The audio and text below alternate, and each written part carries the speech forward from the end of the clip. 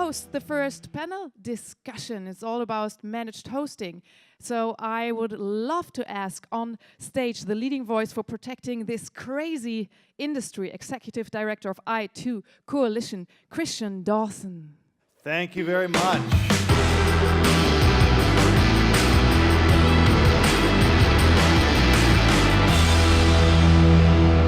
Okay, thank you for spending time with us today.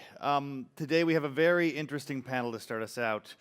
The title is Traditional Hosting is Dead. Long Live Managed Hosting. Should be fun. I'm going to bring up our panelists. I'm going to bring them up one by one, and I'd love a round of applause. These guys have a lot of interesting knowledge. You're going to love to hear from them. First up, we got Ridley Ruth, COO at Dropsuite. I actually came up. Just got a promotion. And I actually came up with a name for the company. I know. I suggested. So we were hanging out in Germany, and Christian was like, hey, "Yeah, drop my site. You need to lose that." And he goes, "Dropsuite." And my CEO and I were just sitting there, and we were like, "Yeah, that sounds great." And so I had to mention that because I screwed up the name that I actually came up with. Next up, we have Andy Gysbrechts, Senior Manager and Services Provider, EMEA at Nutanix. Next is Mauricio Schäpers, CIO, Trainer and Consultant at VS Cloud Solutions GmbH. And Jürgen Domnik, Cloud Managed Services Provider, Director, EMEA at Dell EMC. Boyan Ivanov, CEO at StorPool Storage. And Isidoro Porquicho, EMEA Business Lead for Odin Ingram Micro Cloud. A lot of talent here on stage. And it's not just me asking questions today. This is actually a microphone. And as we go on, I will, between questions, maybe pause for a few seconds and look around and see if there are any hands. Once people stop speaking, if there's something that you want to ask these experts, I'm going to throw this at you. You can catch it and ask the question. First thing I want to ask you guys, is traditional hosting dead? I'd actually like to hear from everybody on this. So why don't we start with Ridley down at the end? Yes, I think it's dead, but that creates opportunities for change that are huge, I think. Well, I guess, if I would say no, that kind of, screws up the title of the So, no, obviously, obviously traditional hosting is dead, but it's, kind of echo what's being said, it opens up, a lot of opportunity. I think it's more like, you have to up your game, and that will, create more opportunities. Definitely. I mean, people are looking for value-added services, so it is. Okay. I definitely agree the market is declining for that traditional hosting, and that gives everybody a couple of years to upscale their services, just like my colleague said over here. I think that's what we should talk about today, how we do that. Same thing. I think it's dead pretty much. So managed on the rise. Managed is on the rise. I need to be original, but I think that it's a very, very, very aging crisis. So we need to sort it out. I don't think we should spend much time on this subject, and we should spend the most time on the opportunities that are in managed, and that's what everybody wants to hear. So my last question, I don't need an answer from everybody, but does somebody want to tell me who killed it? Did AWS kill it? If it's dead, who killed it? Yeah, well, I would say public giants, public cloud giants, people like AWS and Azure, those people. But opportunities are arising from this. Absolutely. Well, I would say it's a combination. It's a combination of the mega hosters pushing into the market, making hosting and simple infrastructure as a services commodity, driving down prices. I mean, if you look back and you can see multiple price drops, which the big hosters always then matched. So I think that is one thing that is driving it. The second thing is I think the customers are changing their behavior as well. They're expecting more services. They want to outsource and out-task more of their IT infrastructure, and just simple hosting or dedicated hosting or web hosting is just not enough anymore. So I think it's two things that are happening there. Makes a lot of sense. So Here's something that I'm hoping some of you can clarify. For years, there's always been a managed hosting segment, and there's been a number of companies who say, we offer managed hosting. But lately, there's a big focus on managed service providers, or the MSP model. What's the big difference between a managed hosting provider and an MSP? Well, I would say that the core definition of a managed hosting provider is someone that wants to build services for the end customers based into the hosting assets that they have, while the managed service provider is actually having a sort of know-how, processes, support knowledge, and proximity, vicinity to customers that are the ones that are called for that building up of the managed revenue. So is part of it that, you know, one group was managing the server and making sure that it stayed up, and the other is helping you manage your business, helping you manage your workflow, helping you manage? It is. I mean, on our platform, for example, are multiple resellers who have great application skills know-how, but don't have any clue about networking, for example. Furthermore, sometimes they are not sure how to distribute the application is scalable over the market. What could be our reseller price? What could be our end customer price? These kinds of things. So it goes beyond a little bit also beyond technology. No doubt, there are MSPs that are on the rise. There seem to be lots of growth in that market. Ridley, you were telling me before that your organization is trying to partner with more MSPs and did some research. Yeah, exactly. So we're really focused on we're big in the worldwide web hosting industry, but I see a huge opportunity for us to basically go into the MSP market. And as part of the strategy of trying to figure out, like, how do we do that, you really need to understand the customers. You need to understand the MSPs and that relationship. So we've actually just done a research report. We haven't released it yet. And we were going to focus on two areas. We're going to focus on the SMBs that have relationships with MSPs. And the second piece was going to be with the MSPs themselves and how do they interact with the SMBs. And in doing this, when we were interviewing all these SMBs and we were asking them these questions, like, okay, what do you care about this product? What do you like about this feature and everything? And they said, I don't know. Like, what are you using for backup? I don't know, right? At that point, they said, well, my MSP takes care of it. And I have an SLA, and he says that, they have to back me up. So they don't really care about the products. They care about a solution. So it's been very interesting, and we'll release that here in the next couple of weeks. Great. Excellent. I want to talk for a moment about the extent to which infrastructure matters as a component of management. There are providers out there that are running their own infrastructure, and they're the providers that really are taking the infrastructure of a mass market cloud provider, and they're building things, basically being smart people that solve hard problems. Is there still room to compete in this industry for people that manage their own infrastructure? Yeah, there is. I mean, there are a lot of people simply don't want to go to public clouds because they are thinking it's a bigger organization, who is going to be responsible for different issues, where I can contact for a specific thing. And a lot of people simply want to have a direct person they can talk to. They know them, they meet them at events or whatever, and simply want to stay sure that everything stays, for example, in Germany for German customers. So, definitely. Yeah, I kind of want to echo that, and I hope there's certainly room for people to maintain their own infrastructure, because otherwise our future doesn't look too bright. But I think it's as being said, I think public clouds with infrastructure as a service and so forth is clearly defining what enterprise customers are looking for. Right? They want agility, they want simplicity, they want fractional consumption and so forth. But at the same time, there are things that the public cloud giants can't deliver. Like local language, like geography, like keeping the data within the borders of the country because it's mandated. By customizing service level agreements that that you want as an organization and that a public cloud provider can't deliver.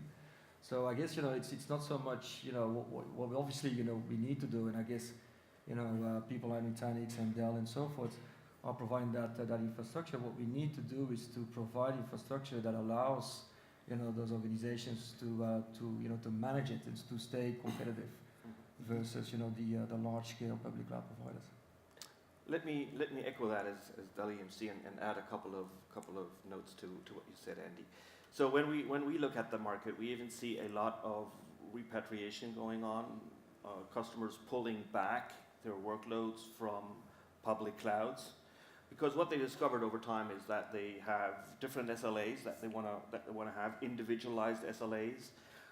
They are looking at their total cost, and they discover that if they spin up large farms there and have them running 24/7, that the amount of money that they are spending is increasing, right? And going back and doing the math, they discover if I get that back on premise, maybe have one of the service providers, the managed service providers, help me in running that, I can be even more efficient from an SLA perspective as well as from a cost perspective. So what we are seeing is that workloads are being pulled back, being re-hosted locally with service providers running that and helping them, and then embracing the public clouds to be able to have burst out capabilities or to use that for new developments where they need to be very agile, right?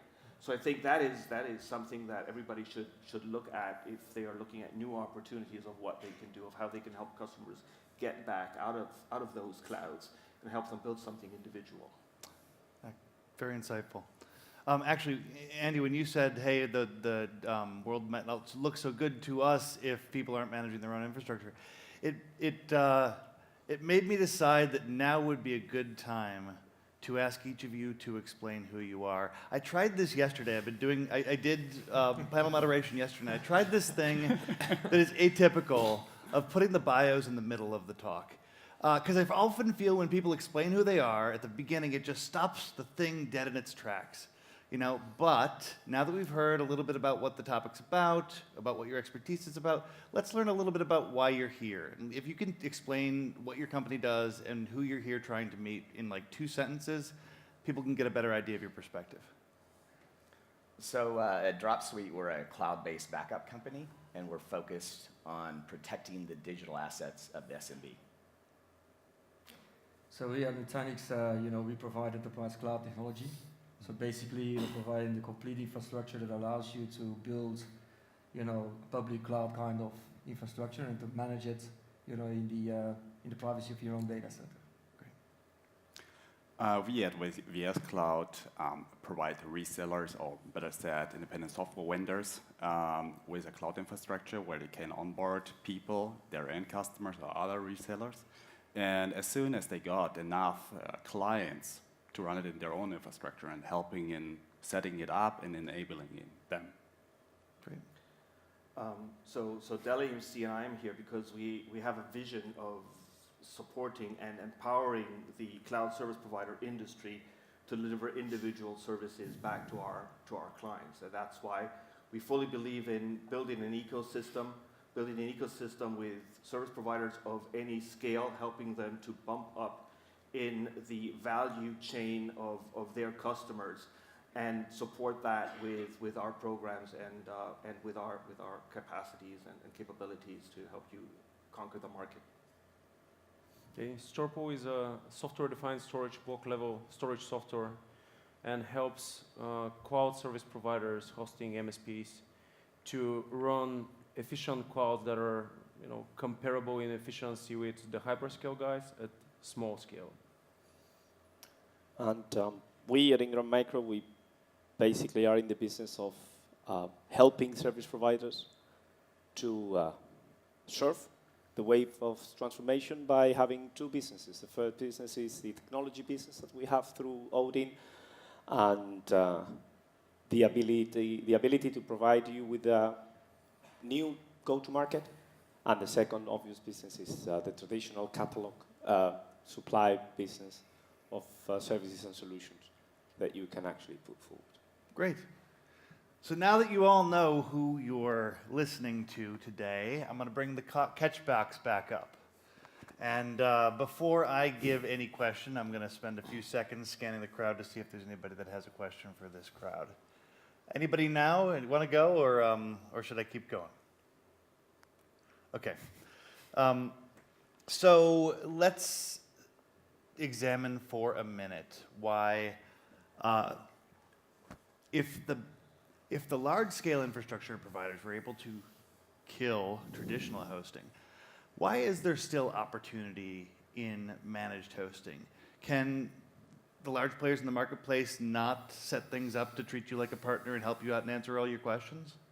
No, They can't. I think they can't. I think so. Large cloud service providers were very good, and their business model is geared towards high volume, low touch. So you get all the workloads, all the companies that were IT savvy, that had these workloads that could live in a VM, they went to the public cloud. Then this is 5% of the businesses out there. And if you're a customer who has a VM at Amazon and your VM breaks down, like good luck with calling Amazon. There is nobody to call.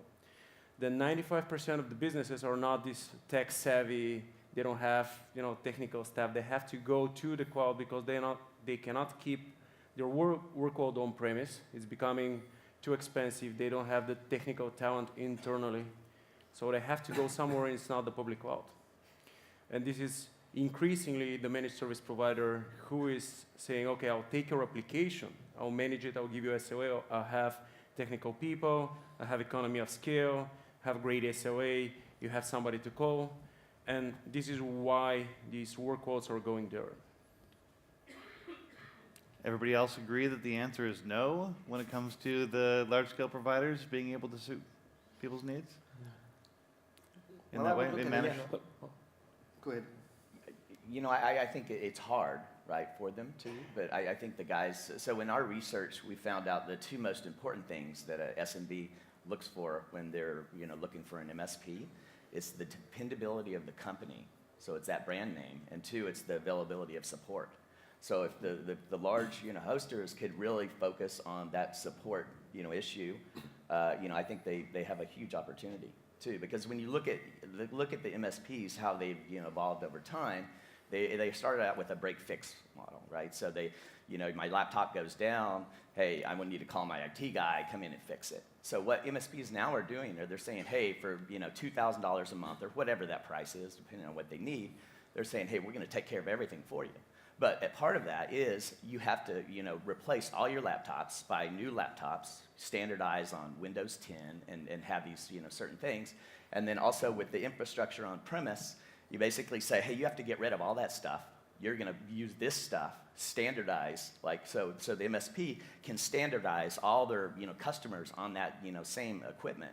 And then they have to refresh it. Say, okay, you have to refresh it every 3 years. So that right there, so I think if one of these big guys can do that and handle the support piece, I think they can kill it, I think. What I also think is we should look at the industries and the verticals that we're addressing as an industry, right?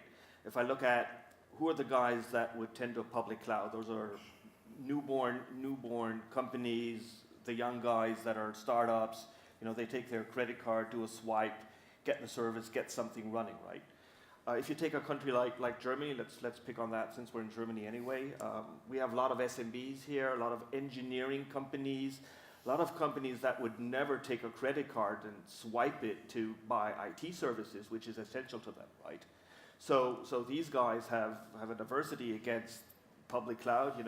There's a saying in Germany: if it's in the cloud, it's geklaut, it's stolen. And these guys need help, right? They need somebody that is at their eye level, that is around the corner, that can talk to them, that maybe has built up a system with value-added resellers that are very, very close to them, and that help them move into this agile environment without outsourcing it to somewhere in Arizona or wherever, right? So I think look at the industries, look at the verticals that you have, and then make sure that you address new verticals and look at those and start to build marketing campaigns against those and help them move over. Take them the fear and the risk that they see of going into that market. Right? So actually I want to drill into that a little bit more. Well, Yeah, no, I'm gonna take this one. You guys take the next one. Start thinking of what your next question is gonna be. I want to. So let's say you've got a company out here in the audience, and they're saying, "I've got a traditional hosting company, and it is not operating at scale," and you guys all said that was dead or dying, and now I'm going to take your advice, and I'm going to start to try to get to a managed strategy. I've still got to differentiate myself. How do I do that? Well, I think that you made a very good question at the beginning when you posed the question of what is killing the traditional hosting model. Yeah. It is not Amazon, it's not Microsoft. I think that if you look at the trend, there are three things that are killing the traditional business. Scale, speed, and the complexity and the explosion of customer needs. Our business was actually managed in the past 10 years in a relatively stable scale, at a relatively stable speed, and with a relatively controllable number of use cases and customer needs. This is exploding. And there are people taking a bigger part of it, and there are people taking a smaller part of it. So my recommendation will be to think, rather than in technological terms, in the micro trends that are actually happening in your customer base, and understanding how you can actually operate at bigger, faster, how you can operate at a broader scale, or how you can actually serve better the complexity of an explosion of use cases that you're doing. This I would say that it's a dictionary that we need to manage. It's a change of language. It's not only a change of technology paradigm. It's a change of language, in my humble opinion. I like that. Yeah, I think just kind of want to add to it. I think if you want to differentiate, from what's happening in the market, and you want to be, better than where your enterprise customers are buying for, then first of all you need to analyze, who they're buying from, and what are they doing better than I am doing, and where is their flaws or their limitations. And I think things like scale, well, that's going to be difficult. From a scaling point of view, it's going to be really impossible, to compete with them. I think from a complexity point of view, well, there is technology out there that allows you to, make your infrastructure much more simple. So I think, the flaws and limitations are really into, the intimacy, the intimacy, and certainly in Europe, it's a very fragmented market versus, the US. There's, different languages. There's obviously also all the data privacy regulations and so forth. So all of those things, like again, and I kind of repeat what I said earlier, the data regulations, the service level agreements, the language, the intimacy, the geography, that is all the things that are already there, to differentiate ourselves. But I think also that, and I think that Jürgen, talked about it, what you need to do is maybe, pick a couple of use cases and verticals. Mm-hmm. Like, for instance, what we're doing here in Germany with a large facility company, we are putting together a big data analytics project for one specific, and I'm actually can't tell the name yet because it still needs to be announced, but a car manufacturer. We're actually putting all kinds of IoT devices that are sourcing and feeding information into that big data, and it's kind of a private or a private cloud solution for that specific car manufacturer. But once it runs well, we can kind of open it up and make it almost like a public cloud specific use case to a specific vertical solution. So those are things that that I think that you need to talk about and think about as well. Maybe one or two experience from working with service providers and helping them on that journey. One thing that many of you may not even be aware of is the value of your customers, right? Many of you don't even know which type of customers you have and what they are doing. So we did an exercise with a couple of service providers and analyzed what are the customers that you are serving. We went through their customer base and we discovered, oh, there's a cluster in that vertical. Yeah. Oh, look at that. Why are all these logistic companies coming to you? What is your value add to them? And we asked them to go back to their customers and just ask. Right? And they came back with a whole list of, oh, this is what they like from us. I said, can you build on that? How many other logistic companies are there out there that you could serve if you go into that vertical? So that's something what I would recommend you to look into. So which industry are you serving? Are you having value adds from your services already? Second thing is, if you want to move into managed services, right, you need to upscale your teams. You need to have new capabilities within your teams. You may even need to hire different type of people.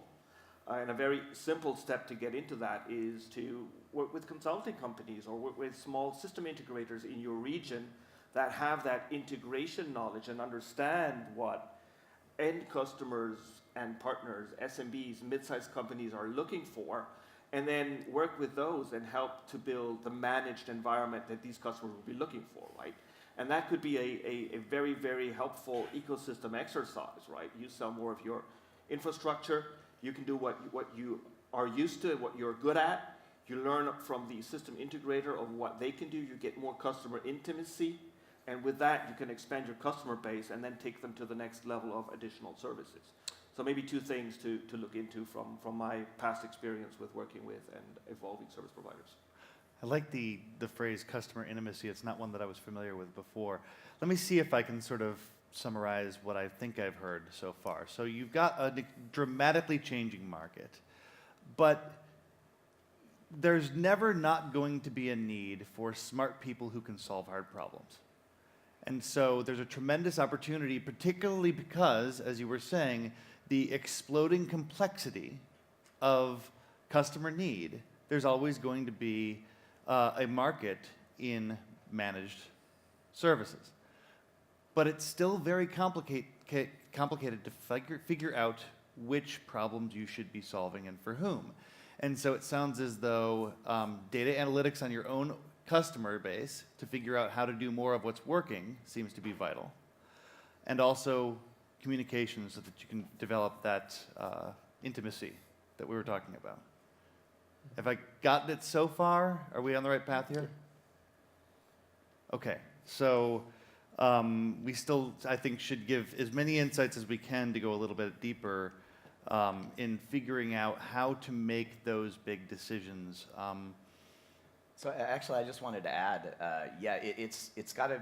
You have to change the relationship. Just what you were saying, that it's not about just selling them, things. You really need to have you need to change that model and become a trusted, partner.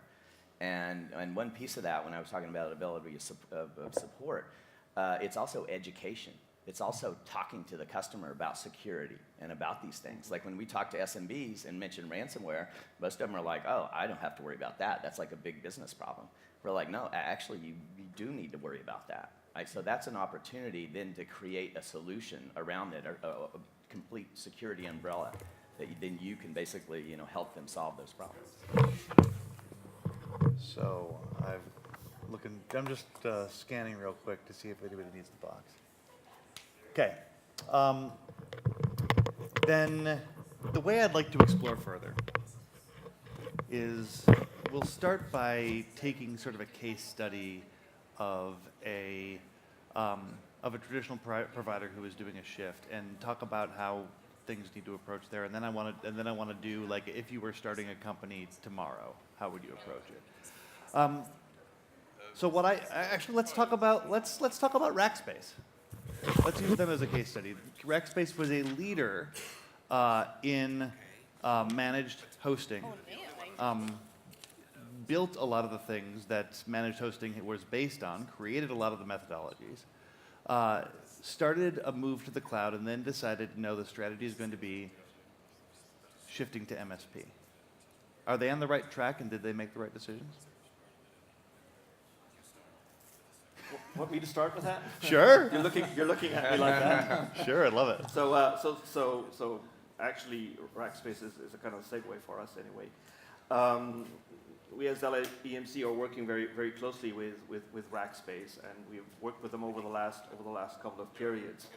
And I mentioned the repatriation from public clouds going back down, right? And what Rackspace then did an analytics of the market of their customers, and they said, well, we're good at this open source thing. By the way, we invented it, right? We can run that stuff, and we see that many companies from big to small are looking at building DevOps environment and want to be agile, but they don't know how to manage it, right?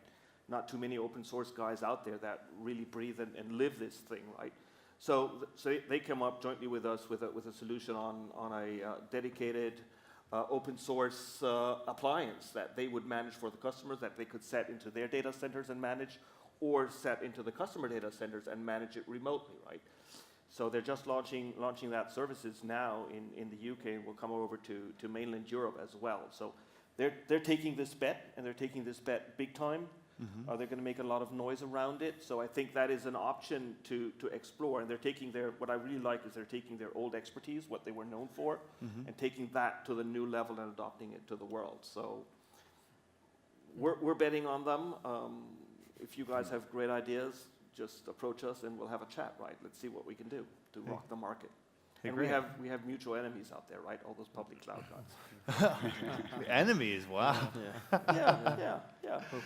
You know, The workload goes to the cloud. You know, it's a loss for us. well, okay, that brings us back to the fact that in managed, we've got two segments, right? We've got the people that are building and the people that are managing in the public cloud. And so it's interesting to hear the word enemies. I think a lot of people have found partnerships in the public cloud when it comes to managed. Yeah, and I think we should not neglect that motion, right? We should embrace them. I think we should build the public cloud offers into own offers and complement it. That in that case, you would have the chance to own your customers. You own the customer portal. You own the customer access to the cloud, which is customer intimacy again. But you can still offer the scale, the agility, the price advantages of a public cloud provider. But you own the customer. And I think that is important. That's what you need to be looking for when evolving, right? So embrace them, build them into your offering, because we're not going to get rid of them, right? Right. So that would be my advice, yeah. You're giving me a good transition again, because now I want to shift from the idea of let's take a look at an existing company looking to transition to what would you do if you were just starting out? And I've got some questions about how you would approach the market if you were just starting out. But the first one does center around this big infrastructure question. If you didn't have to worry about legacy systems, this is always the luxury question. There's a famous quote that God created the heavens and the earth in 7 days, but he didn't have any legacy systems. And so, you know, usually people don't have the luxury of doing this, but if you were approaching things with a blank sheet of paper, would you choose to manage somebody else's public cloud or private cloud and have them worry about the infrastructure? Or would you choose to go ahead and build it all to manage it?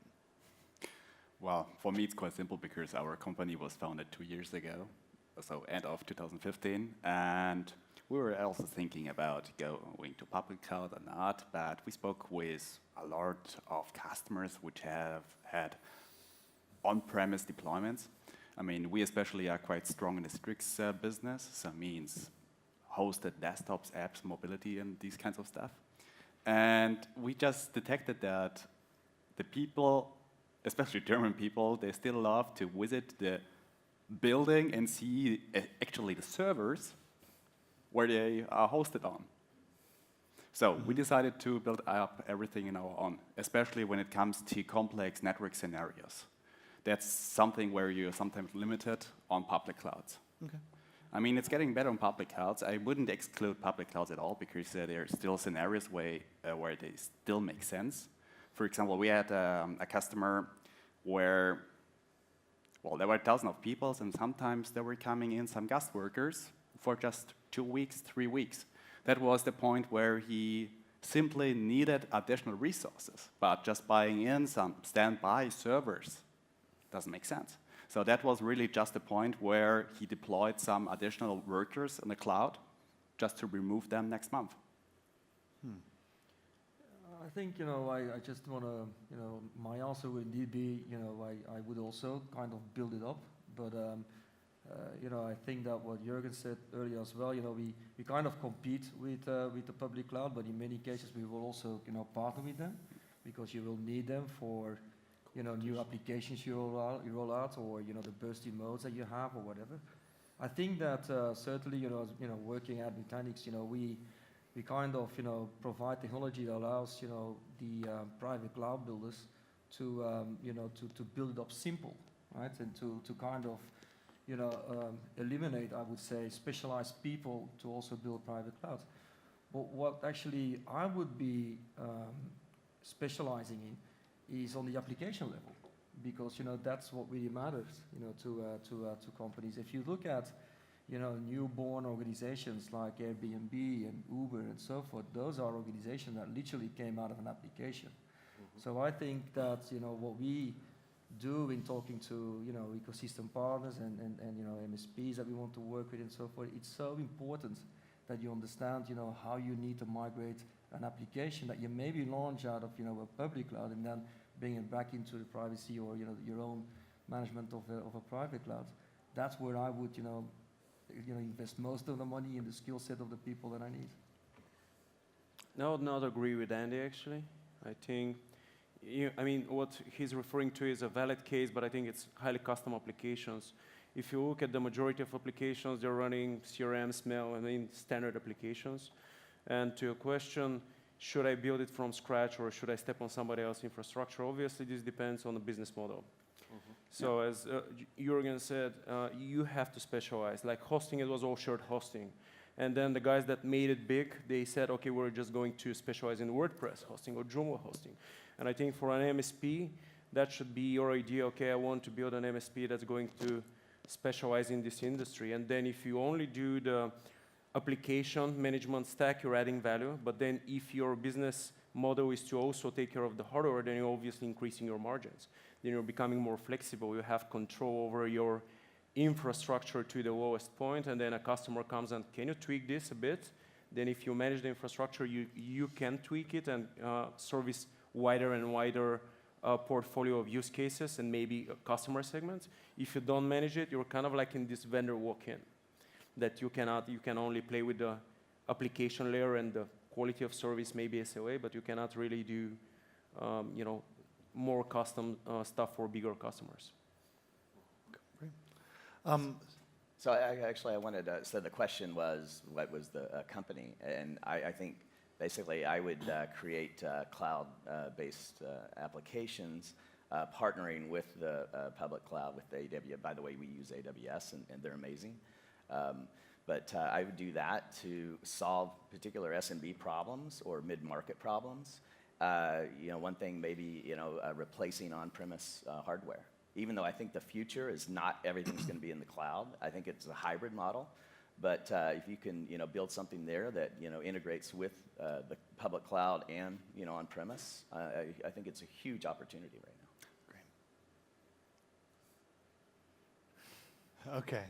So continuing with my my fictional world in which, or let's say that you're a startup, the whole Node legacy systems, which, by the way, was a quote from Esther Dyson. I have to give credit where credit is due. I couldn't think of it right away. It's an Esther Dyson quote. Tell me what you think a brand new company starting out, whether they're partnering or whether they're building their own infrastructure, who wants to get into managed services. What segment or sub-segment of the market seems to you to be the biggest opportunity right now? Well, from a personal standpoint, we just started, for example, with hosted CAD workstations, power workstations. So taking a really traditional scenario, which almost hits so many customers, and that was the point where we are focusing, for example, because it gives such large opportunities and even expanding with other solutions, giving them to the customer. So in our case, we see a huge increase in hosting CAD, so traditional powerful hardware, transforming them to the cloud. Okay. I think there's a big opportunity on security and governance. I mean, we all know that GDPR is going to be kicking in next year, I guess, and many of the traditional companies and their IT are not geared up to be able to get audited and to look at these things. So I think that is something where we can easily look at to build additional services on top of what we are hosting and managing to get into that. And then definitely some things to look into is, and that refers back to my thoughts around the ecosystem, is to look at everything that's happening on analytics, on big data. If you can build up environments where customers can dump their stuff and you'll manage their analytics machine, and even partner with ISVs who know the processes of an industry that will then help your customers get insights and information out of the data that they dump towards yourselves, right? So I think those are two things that I would be looking at: GDPR and how can I help them on security, on audits, getting ready, getting all the certifications in place, and being able to help, and then on new technologies like big data and analytics for IoT, that market. Great. Well, what we are actually finding now is that there are a couple of segments where there is a strong need for someone beyond the public behemoths of this business. One is the industry is very dependent on SLAs, because you don't have to forget that the Amazons of the world and the Azures of the world, they can only provide SLAs at the SKU level, never at the solution level. So this is a way of differentiation. The second is a domain-dependent business. So businesses were dependent on their domain to grow their own businesses is a good opportunity, because the domain is the core of the next digital services that you will have to sell on top of that. And then there is a third category, which is the industrial manufacturing sort of companies, because in that manufacturing business, the explosion of needs, the explosion of devices, and the explosion of information is so big that there is no public cloud ability to control, coordinate, orchestrate, and create services on top of that. So this is a third segment in which your smart people are definitely welcome if you want to differentiate yourself. So we're nearing the end of our time. We've explored the role of infrastructure and different approaches that you can take there. We've explored the different kinds of management. We've explored different opportunities in management.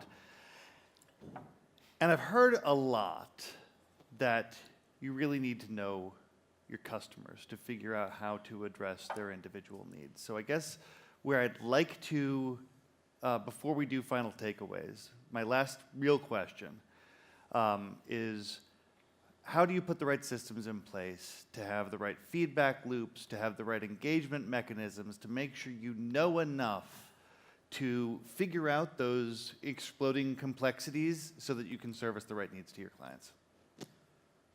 Well, that's a good responsibility. So my takes on that, too. Your businesses will be multi-brand by definition. So you need to run your business in a reseller way, in a multi-brand way. And then you need to understand who is an end customer and who is a reseller of your solution. And you need to help your resellers to build more services for the end users, but at the same time, keep an eye on the final needs of your end users. That would be my two takes. I would go for talk to end users, talk to people. I think the answers are out there. They're not inside the company. You can rarely, see the trends by reading research. Research is coming after the fact, so you really have to talk to customers, do some analysis, but it's kind of the answers and the trends are shaping when you talk to people, and that's what you have to do, in my opinion. I want to pick up your phrase, talk to customers, right? I think one thing is going back to my previous statement of analyze your customer base. And then please don't send any non-meaningful surveys to them and ask them about what their needs are. I was on the customer site myself over many, many years. I got thousands of these surveys and I answered them in very funny ways. So not sure what my needs are now based on those feedbacks. Pick up the phone, get an agency, call up your customers and talk to them and really get the insights and go down to the points. You'll find very curious things that the guys are needing, that maybe very, very small things that nobody thought of. And if you ask them, they will tell you because they want the best service from you that you can deliver. And so they have no need of hiding their needs, and they're willing to talk to you and give you that insight so that you can build better services. Right. Yeah, so the main point is really talk to the customers and talk to the reseller and analyzing what are their needs. We detected multiple times that there are a lot of people just providing us single product but not a solution. And what we've done multiple times was to check, okay, what are the side effects of a specific solution or product, what could be used with the product together, and provide the reseller with a complete solution he can offer to his customers. So I'm not sure whether it's already been said, but maybe talk to your customers. But yeah, I think it sounds very very simple, but it's also that simple. You just need to talk to them and understand their needs. And as I said, don't underestimate the fact that I think it was said earlier. The large public cloud providers, they have mass but no touch. So what you need to do is high touch and do be more specialized. So it's the old saying, get big, get niche, or get out. So that's what I think is. Yeah. So know your customers. I mean, I remember I was on a panel last year, and I told everybody, hey, really understand your customers. Who are your customers? I still talk to hosting companies every day. I ask them that question. They're like, I don't really know, right? And when you have that conversation, when you speak with the customers, what are their problems that they're having, right? If you have a bunch of lawyers, then and they're, do you have? I'm having a problem scheduling. You should offer a SaaS-based scheduling service like Law Toolbox. And I think that if you can solve some of these problems, get them to purchase 2 to 3 SaaS-based services, I've seen that that's the ideal number. Then you'll basically keep that customer. So I was going to do final takeaways, but I think if we do, it's going to be that all over again, which is great because I think we solved the issue of what you really need to do to make sure that you can be vibrant with a managed hosting solution and continue to be smart people who solve hard problems. There's always going to be market opportunity for there. So I think we ought to cede the stage back to the singer from the Lords of Uptime. If you want to book her for future shows, contact me at Christian@lordsofuptime.com. And I want to thank our panelists and you for giving us your time today. Appreciate it. Thank you. Thank you.